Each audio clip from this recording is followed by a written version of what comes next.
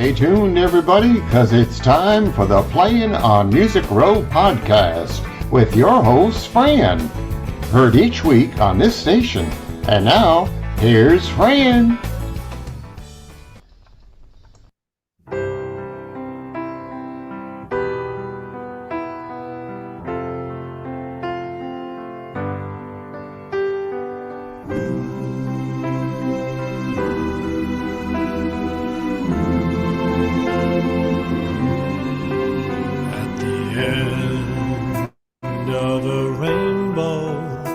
You'll find a pot of gold at the end of a story.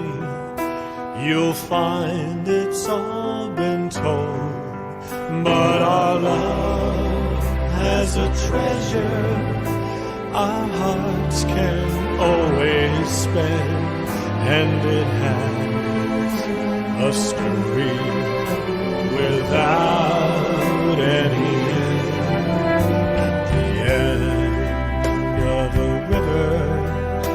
the water stops its flow at the end of a highway.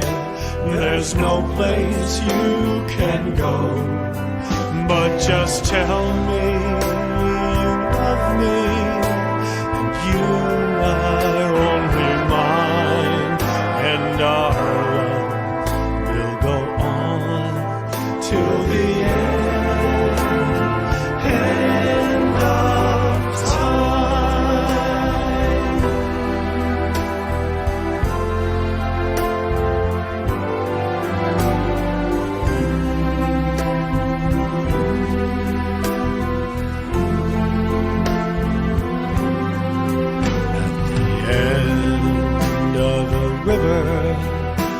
The water stops its flow at the end of a highway. There's no place you can go, but just tell me you love me, and you are only mine, and our love will go on till the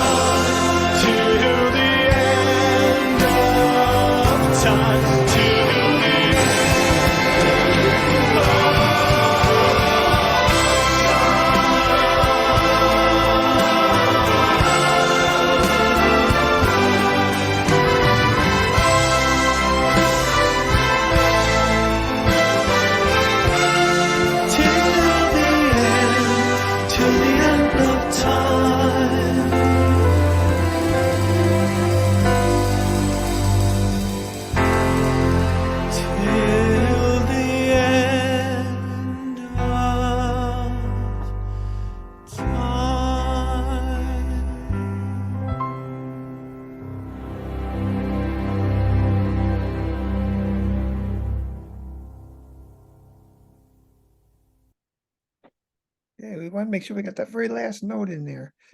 All right. Well, yeah. Well, I want to welcome everyone to the show, especially our guest today, songwriter and artist John Krondes.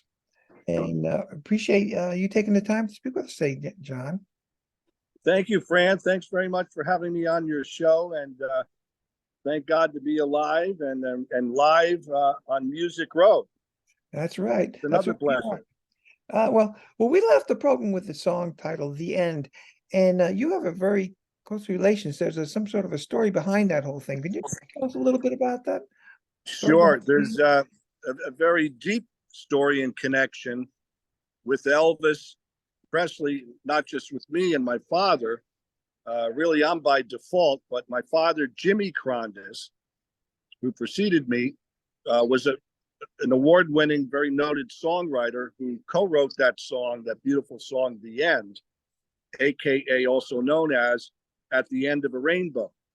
And the song first came out in 1958 by Earl Grant and was a worldwide super hit was a big song, topped the charts all over the world, and has continued to do that. I mean, that song just keeps going. Elvis Presley, notably, chose that song, that very same song, at the end of a rainbow, to serenade his future wife, Priscilla Beaulieu, on the very night that they met in Germany.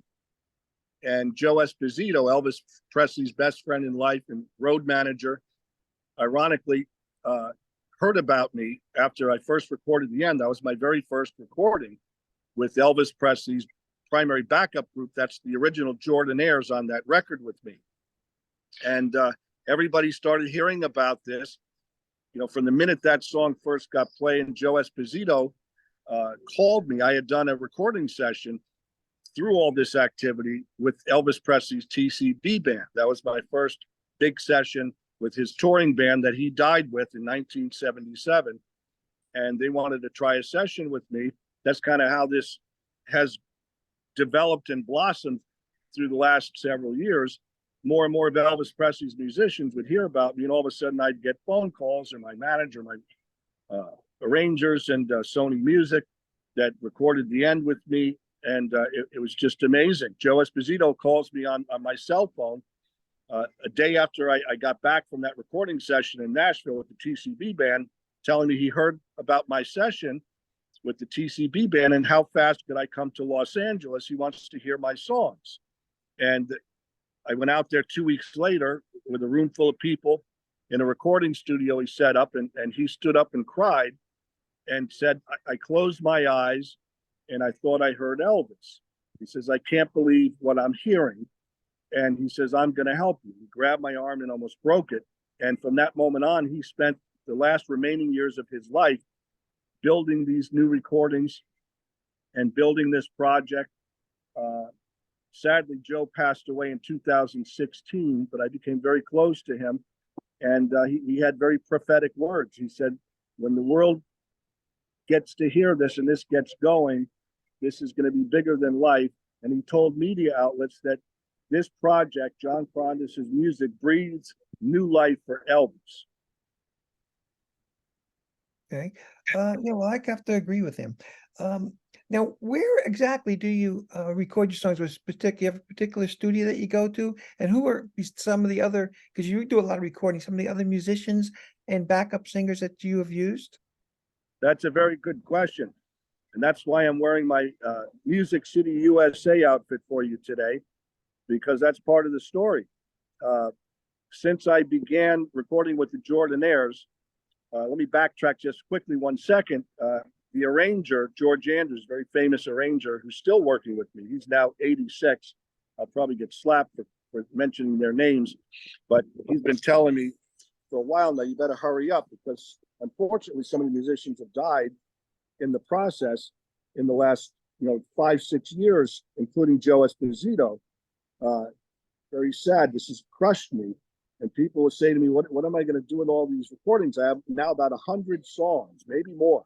So I now have Billy Joel's musicians, band members, Liberty DeVito, Richie Cannata, playing on new tracks, all kinds of legendary players with Elvis musicians that are still around, like Bobby Ogden, the Sweet Inspirations, Jordanaires, the Imperials, Billy Sanford, who played guitar with Elvis, and he was Roy Orbison's guitar player, believe it or not. Played that guitar lick, that famous lick on Pretty Woman. That's Billy Sanford, who also played with Elvis. Just amazing. I'm blessed to have all these people. But moving forward, just to answer your question, I'm all over the place. And in order to complete this mission, and it began with the day my father died in 1986, Jimmy Krondes. He left me suitcases full of hit songs, songs that were never recorded, songs that were given to Elvis Presley to record, that I've recorded and am still recording for the very first time. Elvis died 42. My father was 59. It's hard for me to even imagine. They were just gone so fast. I mean, we're all passing through, but I knew the day my father died, and my mother said, I've got a mission. And she said that I'm finishing my father's unfinished work. Joe Esposito said the very same thing, that I'm finishing Elvis's unfinished work. He had great grand plans to record more music. What he did was brilliant, and the musicians he had in front of him on stage, and music he was making at the end of his life. These people were incredible. So in answer to your question, to gather all those people, this got to a point where pretty much everybody and anybody that played with Elvis Presley wanted to be on these recordings. So to accomplish this, it's not that simple. You know, some producers yell at me, say, well, you can make a record in 2 weeks. Not this way. This takes years to do this. I would have to fly, and I'm still doing this, to fly all over the country to bring these people together that need to be on these records to make this what it is, to accomplish this mission of saving and continuing the Memphis sound. The Sweet Inspirations, as an example. Portia Griffin lives in Los Angeles. No, I'm sorry, she lives now in Florida.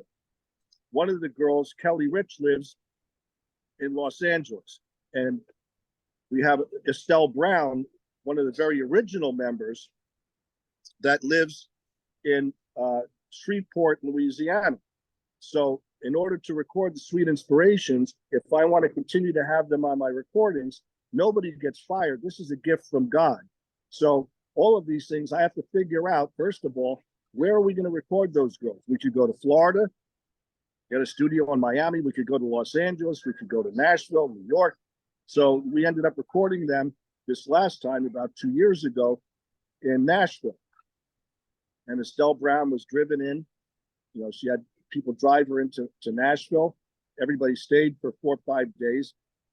And we had amazing sessions. I put them on about 12 new songs. We're fixing to get them back in the studio again, because we've got a whole bunch of new recordings that we're working on and finishing. Same thing with the drummers. I mean, Ronnie Tutt, unfortunately passed away, DJ Fontana, who's Elvis's first drummer, they're all on these recordings. Both of them recently died. Very sad. It crushed me. We were calling them both to come back and do some more recordings. Nobody expected this was going to happen. DJ Fontana died in his sleep in 2018, Ronnie Tutt in 2021. And they were both in Nashville. I'm doing horn sections in Los Angeles, Elvis Presley's horn section. Some of the guys came from Las Vegas, LA, and Walt Johnson, Elvis Presley's lead trumpet player who played with Elvis till he died, was in the Aloha from Hawaii concert. He became Frank Sinatra Sr.'s trumpet player, lead trumpet player when Elvis died, and Frank Sinatra Jr. He's in LA. He wants to come to New York. We're about to do horns and strings on 13 more songs that need to be finished. So we're going to be doing that in New York. So in answer to your question, I live in the sky. I record in LA, Vegas, Nashville, Memphis, New York, actually in Cove City Sound Studio now. One of my last sessions a few months ago was in Richie Kanada's studio, the saxophone player for Billy Joel, because they're now on the project. He just blew some incredible solos. And we had Liberty DeVito, who was Billy Joel's drummer of 30 years, playing on 8 new songs that I just started a few months ago for the purpose of having them. And I have Paul Lyon, who subbed for Ronnie Tutt. Now we don't have any more Elvis drummers left. I've captured something people are saying in the industry that's just an incredible. It's a blessing. I've got all these songs. They're just starting to be released, and the world is going crazy over them. No one's people are just hearing these things for the first time. They're getting a lot of radio play, and I'm blessed and thankful to all the radio stations, radio shows, the fans for bringing this to life. You know, I've got one lifetime, and I've got a lot of music. Well, that's great. Well, talking about recording, you recorded "Baby I Love You." Can you quickly tell us maybe how you selected that song and what that session was all about? How it happened? Sure. That's a nice question. Actually, the track started in New York City. I recorded some of that, the basic tracks, at the Hit Factory in New York, which is a fabulous studio, which unfortunately, because of the cost of renting space and all that, a lot of those big studios in New York City have gone down. That's now a condominium building. However, that song started there. And then I went to Nashville and put the Jordanaires on that song. And just what we were discussing, the Sweet Inspirations are on that song. I recorded them in Los Angeles. So all these things take a bit of time to do. And so it's kind of moving all over the country to bring everybody together, to bring that Memphis sound, Memphis rock on these recordings, which now radio stations are calling this. And I always loved the song. To answer your question, I remember the Ronettes. This was Phil Spector was I believe one of the writers, and he was the producer of this song, and Ellie Greenwich, and a couple other people. And I always loved that song. Andy Kim had another cover song of Baby I Love You. I think it was around 1969. Don't quote me on it, but I just, as a little boy, always loved hearing that song. And when I got all these guys together that wanted to make rock and roll music with me, that was one of the songs that I was doing as making a new recording of an old great song new again. That's one of the ones that we picked. And I would show it to the musicians when we're doing some of this stuff. And everybody kind of liked the arrangement I had. And, the rock and roll guitars that hit you in the face. And that's going to be coming out very, very soon also. Okay, well, let's take a listen to it. John Krondes and the sweet inspirations in Baby I Love You.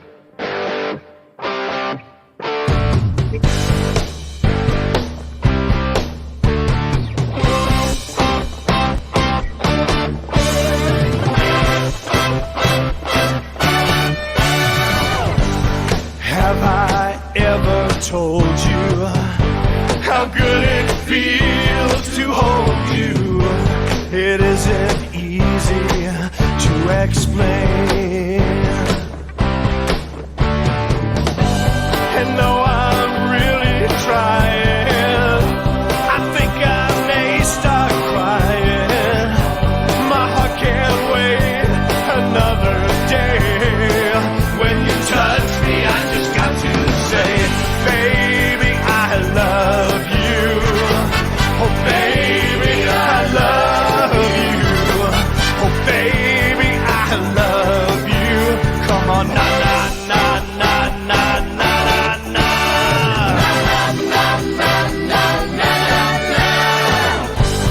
I can't live without you.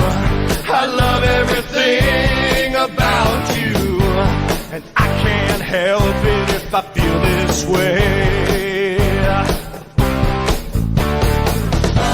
Well, I'm so glad I found you. I want my arms around you.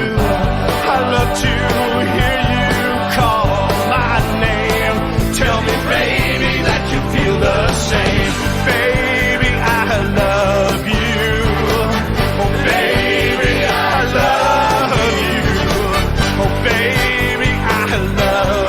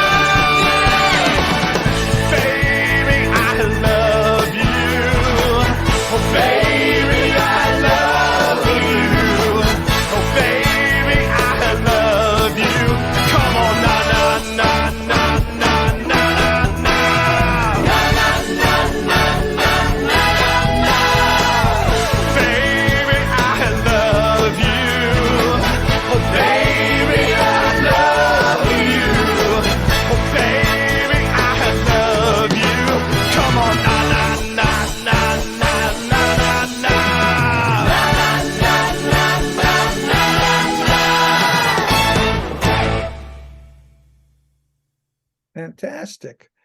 Excellent job there, Thank John. you. Yeah. Thanks so much. What are some of the venues that you've actually performed in? That's also the Jordanaires on that record, by the way. You had mentioned the Sweet Inspirations. It's both the original Jordanaires and the Sweet Inspirations. Okay. I didn't know it. It's good to know. So what venues have you played?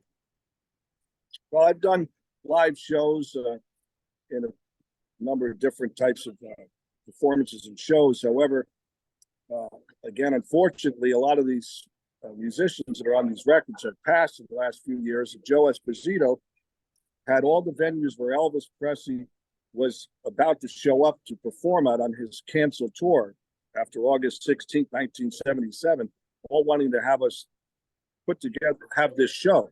The End of New Beginning was the name of the show. And we're working right now on getting funding to have a big show like Elvis had and include a lot of these people that are left and some of the new musicians that we've mentioned and others perform in a show. And things are all going in the right direction. Rock and roll heaven's given us a lot of angels up there that are helping us. And so that's one of the parts of this equation that we're trying to get on the road as fast as possible to have a big show, because we're getting support of all the radio stations all over the world and the fans, and they want to hear the Memphis sound again. And we're trying as fast as we can to gather and put together a very big show. Okay. Well, you have a new release that's coming out titled A Dream for Peace. Can you tell us a little bit about that song quickly? And we're going to play that. Yes, thanks so much. And thank you for introducing a few of these songs for your audience. It's really fabulous. And just yell at me or cut me off if I talk too much. But in short form, that's a very special song. And Joe Esposito, who became my manager, and the manager like he was for Elvis of this project, he was Elvis Presley's road manager. When he got involved, Joe Esposito wanted us to record certain songs for Elvis. And when we had, this is the American Sound Studio Band on this recording, that was the actual recording band that recorded Suspicious Minds with Elvis Presley. Also In the Ghetto, Kentucky Rain, Don't Cry Daddy. They were the hottest studio band in the United States between 1967 and 1972. That's the band that recorded on Neil Diamond's Sweet Caroline, one of his biggest hits, and also B.J. Thomas, Hooked on the Feeling, Dusty Springfield, Son of a Preacher Man, incredible band. That's the whole band that's playing this music, along with all of Elvis Presley's vocal groups, which was by intention. Joe Esposito wanted everybody on this record in honor of Elvis. It's a very special song that Elvis Presley himself chose to sing in the 68 comeback special as a song for peace. And Joe thought it was a great honor to have a new recording of If I Can Dream for Elvis once he got involved in this. And we have other songs like My Way that are being finished and some other great songs. But this was Joe Esposito's concept, and it really came out great.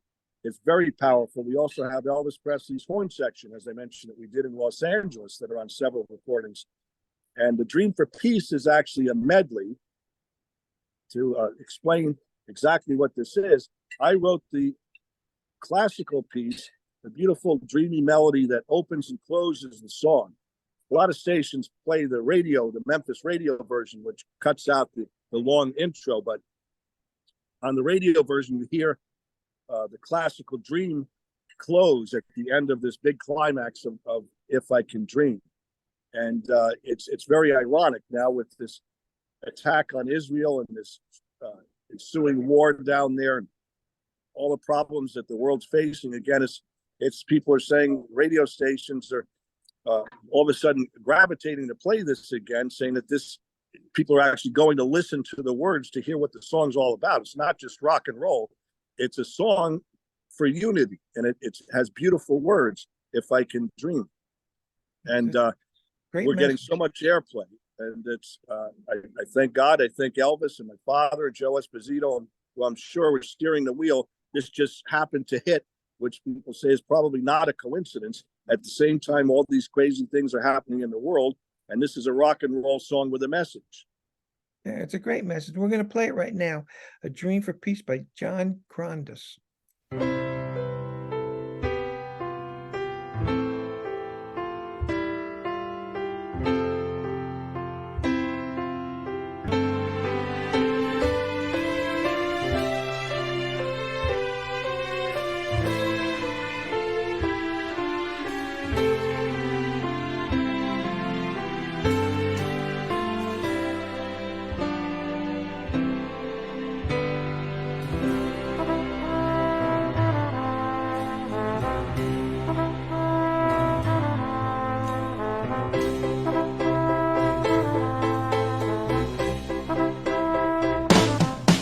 must be lights burning brighter somewhere.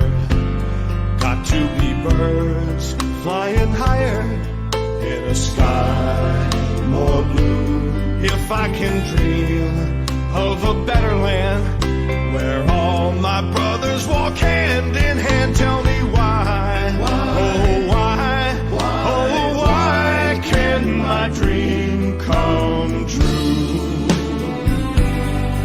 Oh why? There must be peace and understanding sometime. Strong winds of promise that will blow away the doubt and fear. If I can dream of a warmer sun where hope keeps shining on everyone, tell me why, oh why, oh why won't that sun appear?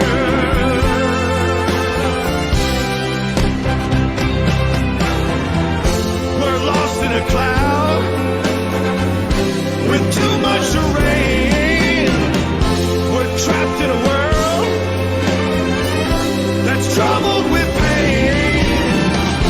As long as a man has the strength to dream, he can redeem his soul and fly.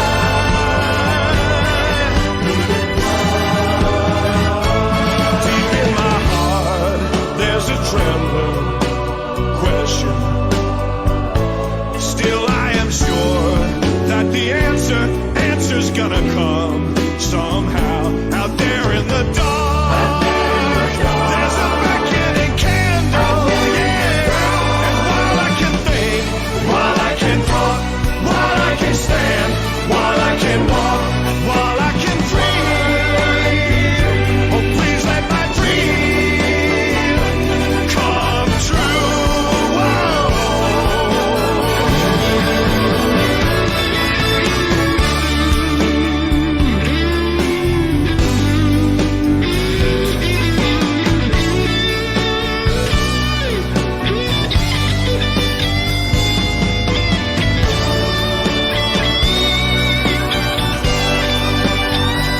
And while I can think, while I can talk, while I can stand, while I can walk, while I can dream, oh please let my dream come true. And while I can think, while I can talk, while I can stand, while I can walk, while I can dream, oh please let my dream come true.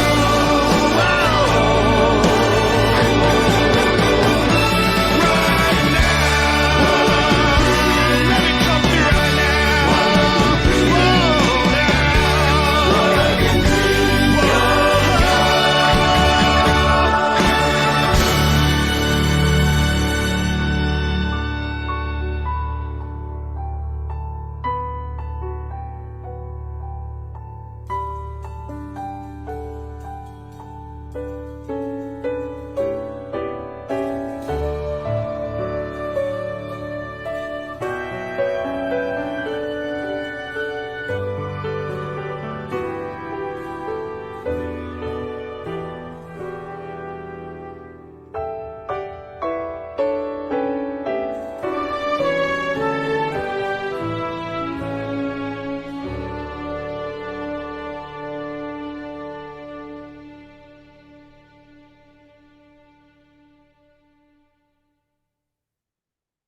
We played the full thing.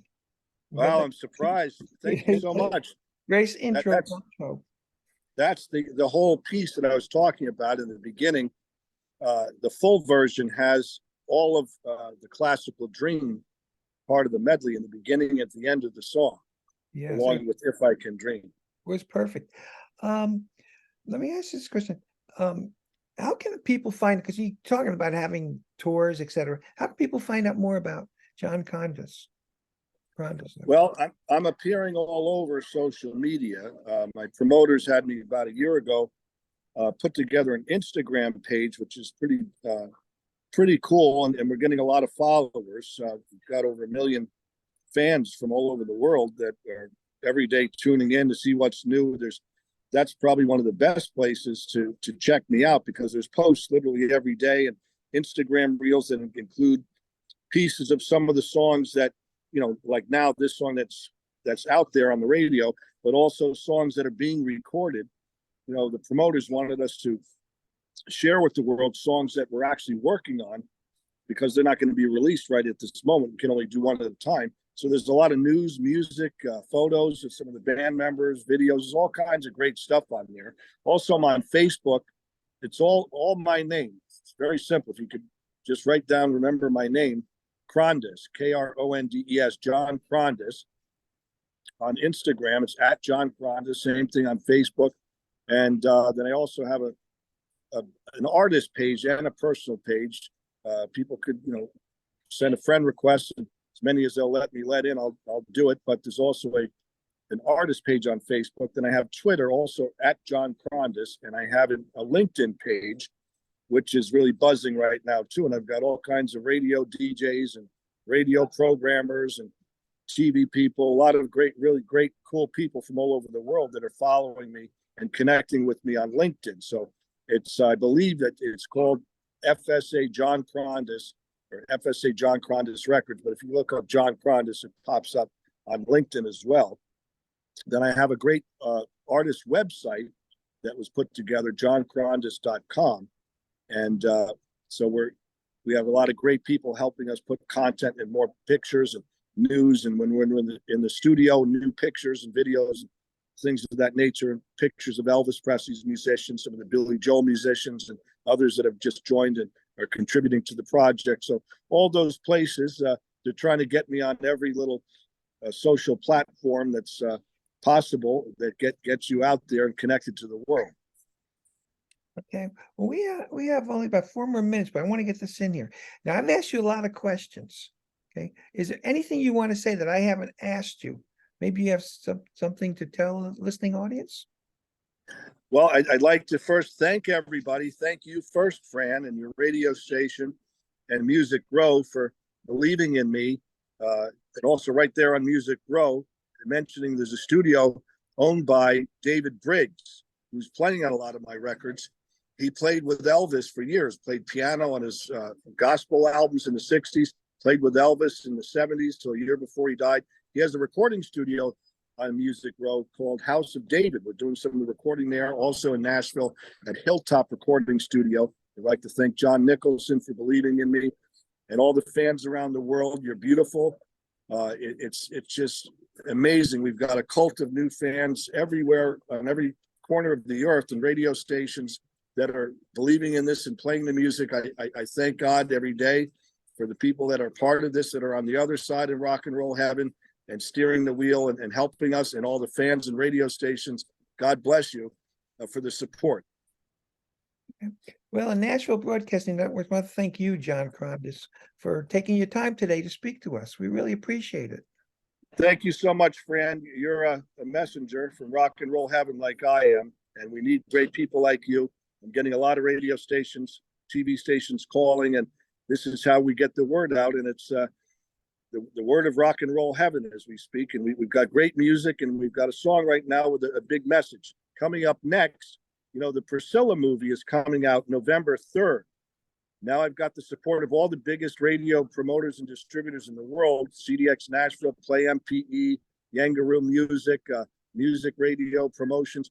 They're all on this, and behind me, just in the last few months, this has exploded. So they're planning a radio campaign to do a big worldwide release of The End, John Krondes and the Jordanaires, because that's the song, as we talked about, that Elvis Presley serenaded Priscilla with the night they met. So that's a big part, obviously, of her story, is how they met. So they're trying to time the release as this movie comes out in the US, the UK, and the rest of the world, with the re-release of this song, The End, by John Krondes and the Jordanaires, with all the hooks and links for people to understand why the song is so special. And it's actually, through the years, it's become one of the greatest love songs of all time. Well, thank you very much, John.